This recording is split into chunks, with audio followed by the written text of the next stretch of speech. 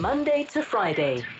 From 9 a.m. This is Views and News with Clarence Ford. Only on Cape Talk. Welcome back, 24 minutes to 10 o'clock, and that big appointment with a naked scientist. Dr. Chris Smith, lecturer at the University of Cambridge, joins us on the line from London. Welcome, Chris. Great to have you. Good morning, Clarence. How are you? I'm great, thank you. Sun's shining. We've got Queen Mary II and Queen Victoria, two huge cruise ships docked in the harbour. It looks like summer. Well, it looks like summer here too and we're doing that traditional thing of starting off talking about the weather. But despite the best efforts of having the wettest winter and the wettest start to the year that I think I can ever remember, we're now having record-breaking warm temperatures. So we're due sort of summer temperatures for the next couple of days before it remembers it's only supposed to be spring and slips back to where it should be. But I shall enjoy those 2 days and make the most of them while we have the African plume, which we're told is responsible for guiding us a bit of warm weather for the next couple of days. Interesting, but your warm weather is always short-lived. Enjoy it. Enjoy it nonetheless. Okay. It was big news, the solar eclipse this past week, and I expected a question. Henry sends this question to you regarding the solar eclipse. Why did the shadow of the moon move west to east across the Earth when we know the moon rises in the east and sets in the west? Henry, with that question. Hi, Henry. Well, first of all, what's an eclipse? Well, an eclipse is where the moon gets in front of the sun in the sky between us and our view of the sun and either partially or totally blocks it out. And the reason that it can block it out is by chance, and it is by chance, the moon is the right size in the sky these days to completely cover the disk of the sun. And why do I say these days? Because the moon hasn't always been where it is in the sky. Because of the fact that the Earth is spinning inside the orbit of the moon, we are giving energy from Earth's rotation to the moon. So the Earth is slowing down a bit. So days have actually got longer since hundreds of millions of years ago. And the moon has got a bit more energy. And this has had the effect of pushing the moon slightly farther away from the Earth. So every year the moon gets a couple of centimetres farther away from us. When the planet was much younger and the moon was much younger, about 4.5 billion years ago, the moon was very close in. And so we would have had dramatically higher tides. We would have seen a day that was much shorter. We're now in a position where the moon is at that distance away. We have the status quo and we have a moon that is, when we see it, about the same size as the sun. Now, the moon goes around the Earth, lapping us, and it takes a month to complete that journey. So as we turn through our day, because we're rotating inside the orbit of the moon appears to rise, and this is because as the Earth turns, the moon comes into view. The moon goes across the sky, just like the sun does, and then it sets again.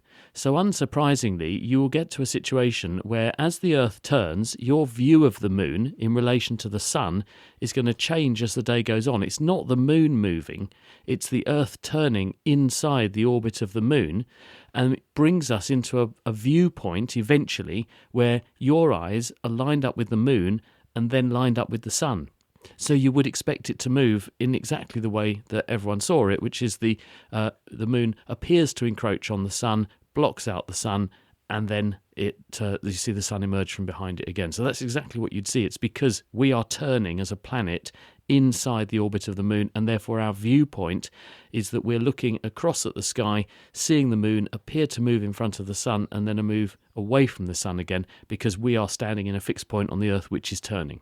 Okay, we're going to go to VJ, and I think we did ask the question sometime last year. It was about achieving ignition, which was an important part of nuclear fusion. But the question reads, Dr. Chris, is there any truth to claims that nuclear fusion may be used to power propulsion engines in the not-too-distant future?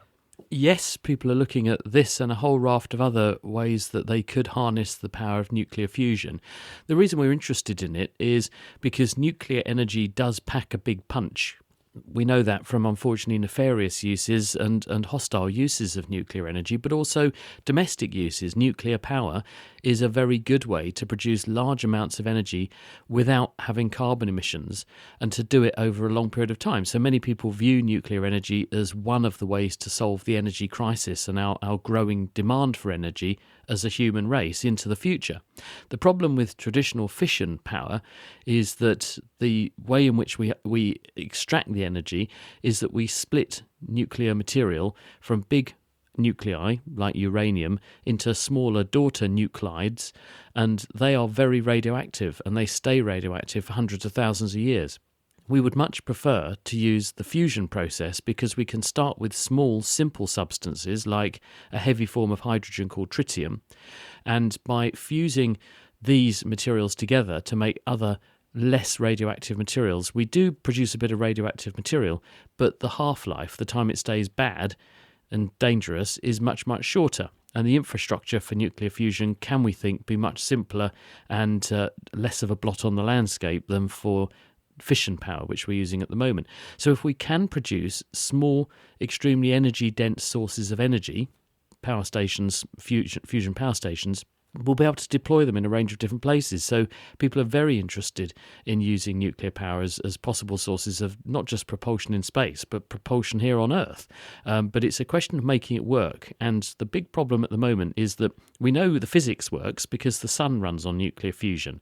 And in the core of the sun, while it's got plenty of hydrogen there, it is taking 4 atoms of hydrogen, squeezing them together very hard, and out pops an atom of helium and associated energy, because there's a bit of missing mass. The 4 atoms of hydrogen weigh slightly less than the atom of helium, and that missing mass is the energy that the sun then radiates to us. The sun does it because it's absolutely huge. You could pack the Earth inside the sun about 1 million times over, and it's very hot. So in the centre, where it's millions of degrees and the pressure is enormous, you can make fusion happen.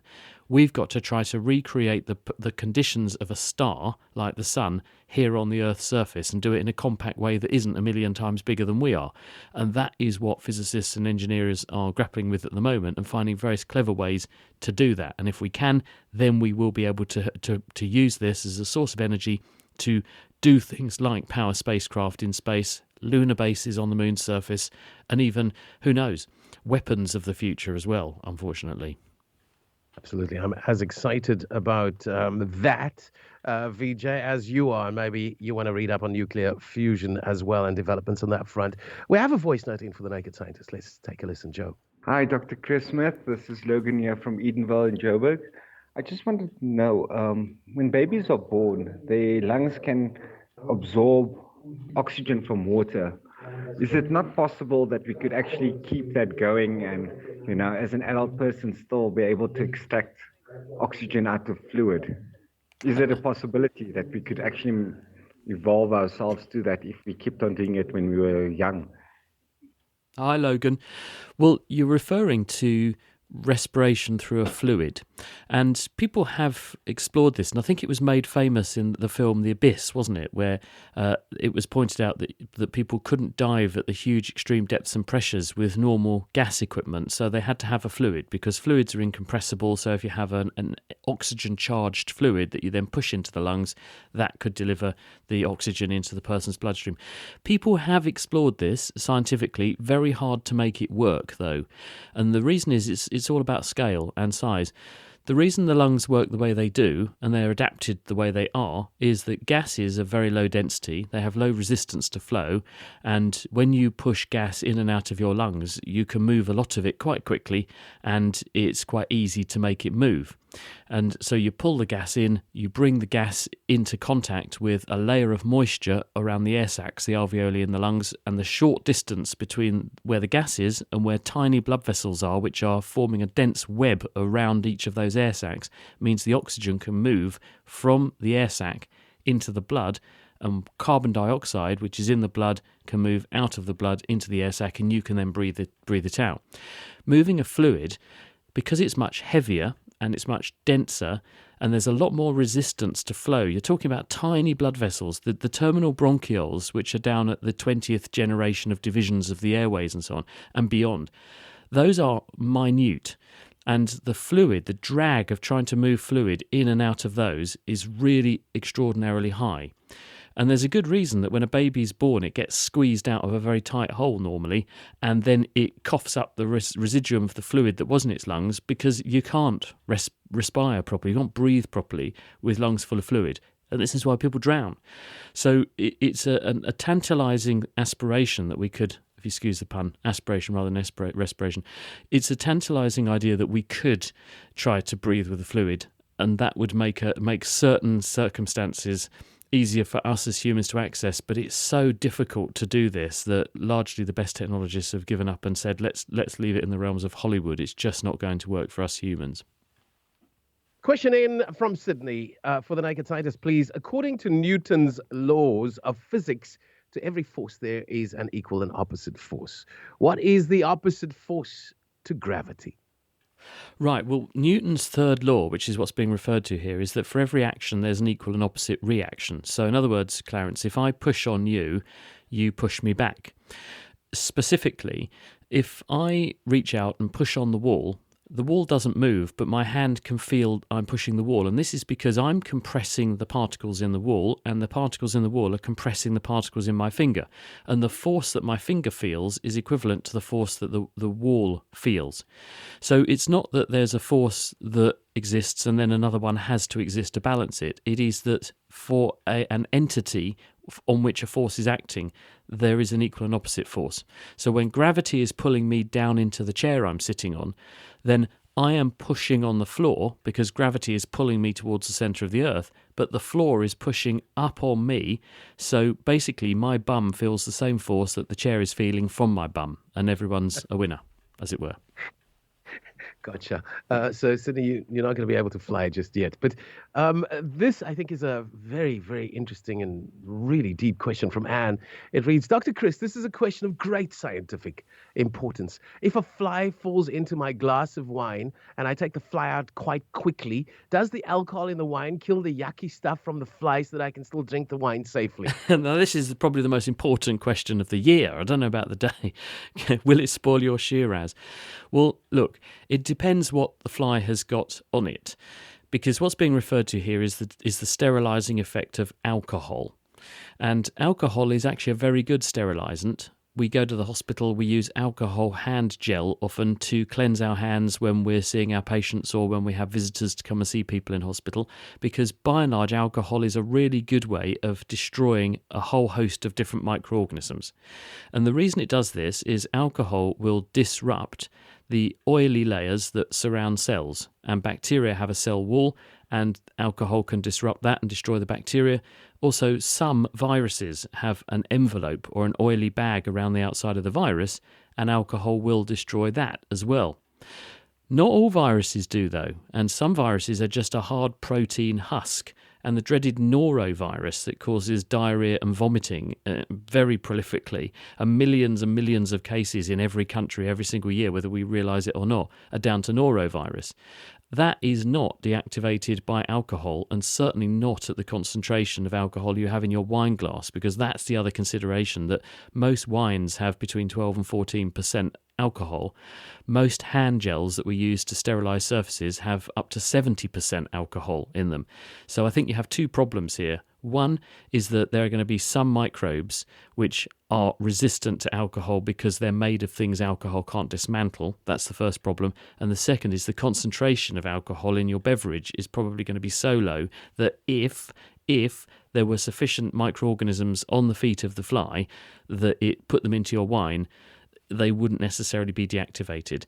Is it likely that the fly is going to have an infectious dose of something on it? Well, it's not impossible, but it's also not that likely either. So the chances are, if you hooked the fly out quick, you're going to have probably a drunk fly, because flies do get drunk, and the alcohol will have an effect on the fly's nervous system in a similar way to the way it affects ours. It will also affect the fly's chemistry quite badly, so it won't come off too well, at least initially. But is it going to pose a major threat to you? I think the likelihood is really, really remote. But for the reasons I've outlined, you can never say never. Strangely enough, there's another question in about whiskey and the fly. Well, whiskey is 40 to 50% alcohol, and this is getting much closer to the realms of concentration that would deactivate microorganisms. You can use alcohol at that sort of concentration to do a reasonably good job at sterilising things. So if I had to lay my life on the line about which was going to be more likely to be sterile after an encounter with the fly, I'd say whiskey rather than wine. Gotcha. I have a question for Dr. Chris. What is the difference between cancer and non-cancerous growth. What are fibroids, or can some fibroids be cancerous? Right. Well, cancer is a very specific diagnosis. A cancer is a population of cells which, because their DNA has been damaged, lose the ability to obey the normal instructions and constraints and restrictions on growth, so they grow out of control and they can spread to other parts of the body and do the same. And they also don't obey the normal instructions that would regulate what genes are turned on or off, so they can make anything that your DNA knows how to make. And by rearranging their DNA, which they can also do, they can make other stuff that your DNA currently doesn't normally make. And they splurge all of these chemicals out into the bloodstream and produce a whole raft of what we call paraneoplastic syndromes as well. Symptoms which are caused by metabolic disturbance because of the cancer doing other things that it shouldn't. So cancer is a very specific disease where cells left to their own devices would ultimately cause destruction locally as well as distant sites in the body. Now that's in contrast to benign growths, where cells may have some of the same characteristics of cancer. They may have changed some of the same genes that enable cancers to grow, but they don't disobey the normal rules, so they don't depart from where they start. They usually don't grow intrusively through other tissues. They may produce a pressure on the tissue locally, which can have long-term effects. And so, for instance, some brain tumours like meningiomas, which grow in the linings around the brain, they're not cancer because they are not growing in an invasive way, but their sheer physical presence over time, because they get bigger and bigger, can put pressure on things that can have consequences. So it's not to say that a benign tumour is always benign. Ultimately, it can have consequences. But some growths do use the same growth mechanisms as cancer, but they still obey the normal rules to an extent, so they don't spread to other parts of the body, and they often don't grow as quickly as cancer, and they often, usually, don't produce these other rafts of chemicals that can get into the bloodstream and then start to subvert the normal role of other tissues like cancer, these so-called paraneoplastic effects. Reference is made to fibroids. These are growths in the wall of the uterus, the womb, and they are very common, and they get more common with age, and they can cause things like heavy periods or painful periods, and they definitely need investigating. Sometimes they can convert themselves into more aggressive growths, and they can turn into forms of cancer, but compared to how many people have fibroids and the fact they can be easily remedied, the risk of that happening is relatively low, but you can never say never in medicine. So if someone finds something like that, you would always investigate properly to make sure that it hasn't transitioned into something nasty or isn't driven by something nasty masquerading as something more benign.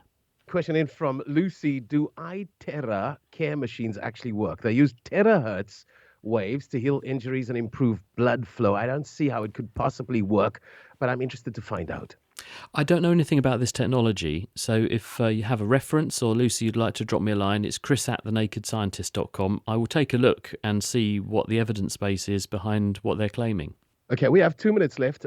Time for that last WhatsApp voice note. Joe, let's take a listen. Hi, question for Dr. Chris. I need to find out with regards to lactose intolerant. So, do breast milk have lactose in it? And then, if breast milk have lactose, how come the mother who has breast milk does not get lactose intolerance from her own breast milk? And then you'll find children who are lactose intolerant at a very young age, I think 1 or 2 years, but all along they've had breast milk for some time. Why are they not having lactose intolerant as well? And we've got a couple of seconds for that answer. Yeah, what a terrific question, though. Lactose is a sugar, and it's strongly represented in milk, and human breast milk is a form of milk, and so it's in there.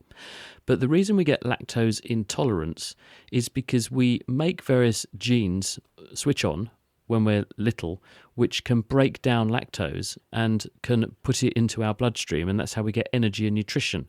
As we get older, we lose that ability, and we also lose some of the bacteria that break this stuff down. And lactose intolerance is referring to the gastrointestinal side effects of drinking a lot of lactose containing milk usually, but other foods can do it too, because we as adults lack the ability to digest that material. But children do have that. Babies have high levels of this, and because they have high levels of it, they can tolerate milk. The problem is that they then lose that ability as they get older some of the time, and those people are destined to get lactose intolerance. The mother is just secreting the milk from glandular tissue in the breast into the ducts in the breast and then giving it to the baby. So it's not going into her intestine, so she isn't suffering the symptoms of lactose intolerance by making the milk. And we thank you for your time, for your answers. And your patience. Dr. Chris Smith, the Naked Scientist, every Friday just after 9:30. It is the place right here on Cape Talk where your questions are answered.